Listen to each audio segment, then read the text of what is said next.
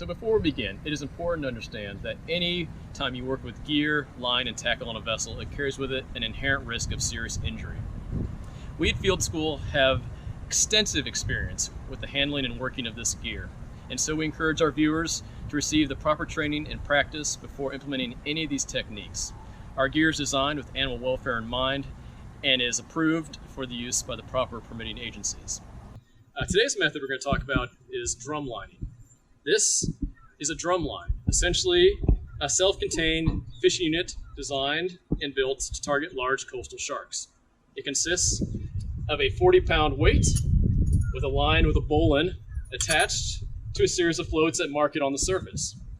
This drumline sits on the bottom and is attached to about 100 feet of monofilament line that is stored on this handy-dandy hand yo-yo. On the very end of this, we have a stainless steel gangion terminating to a 16-aught circle hook, which is what the bait will be attached to, and with any luck, a shark will eventually be attached to as well. So the construction of a drumline is pretty straightforward. I mean, this is essentially a piling cap filled with 40 pounds of concrete to help weigh it down on the bottom. All the gear here is stainless because when you work in the salt environment, you want to have stainless gear as much as possible to keep it from corroding. So a stainless eye, stainless washer, stainless shackle attached to a monofilament line and what is called a tuna clip. We'll talk more about these in 1 second.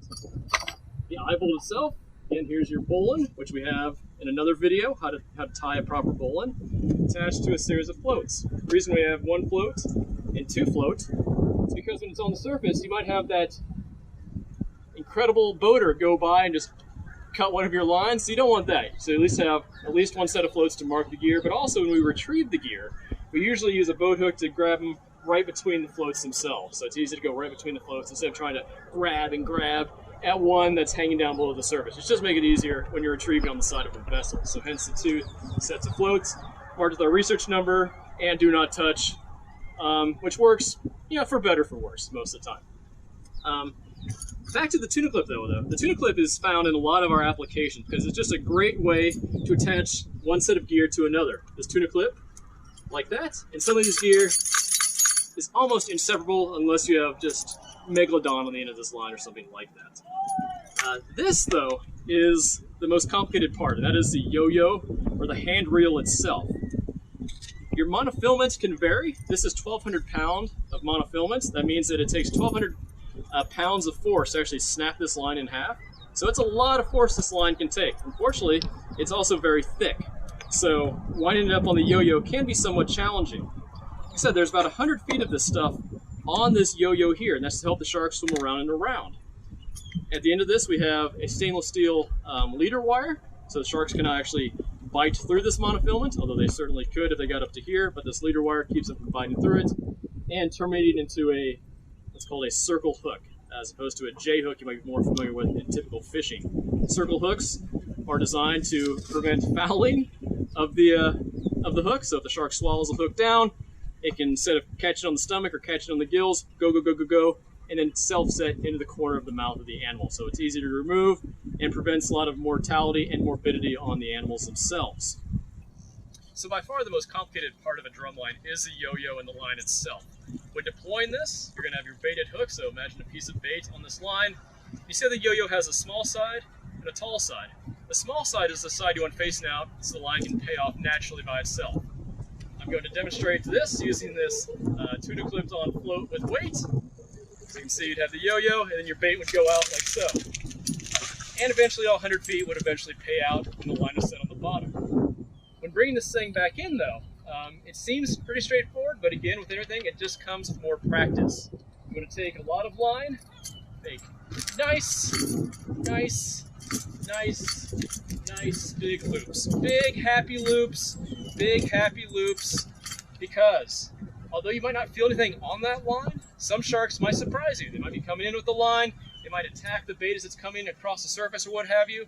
So the last place you want your hand to be is right close in to that yo-yo. Remember I said it's 1,200 pounds on this line?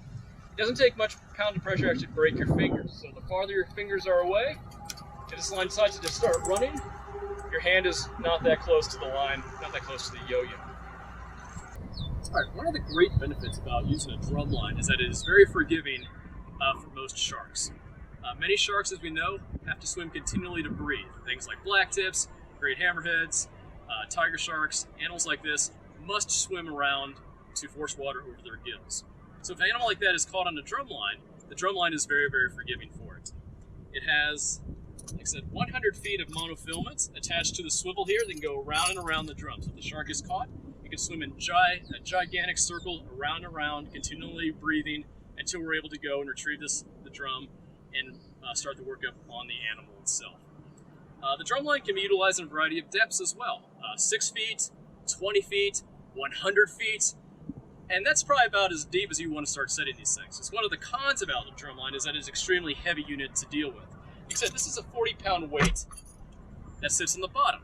So though it's easy to toss off the boat and let it go down, you do have to bring this thing back up on board again. So that's why we only use 10 of these at one time and set it only about 100 feet or less, because you can imagine an 8-hour day or longer in the hot Florida sun, pulling these drums up and down is quite the workout, and that is even before you start to deal with any sort of animal or shark that might be attached to the end of this drum line. Alright, so that concludes our brief introduction to drumlining. Thank you for following along. If you have any questions or comments, please leave them below. Feel free to follow us at getintothefield.com and stand by for more future videos.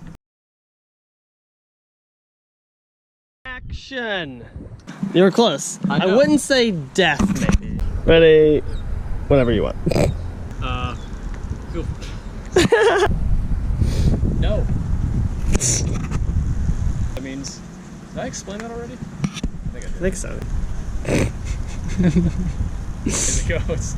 I see it ticking. Okay, that's fine. Yeah, whenever. That's fine. That's fine. Okay, here we go. Yeah. All right. That was a good start. That was really good, though.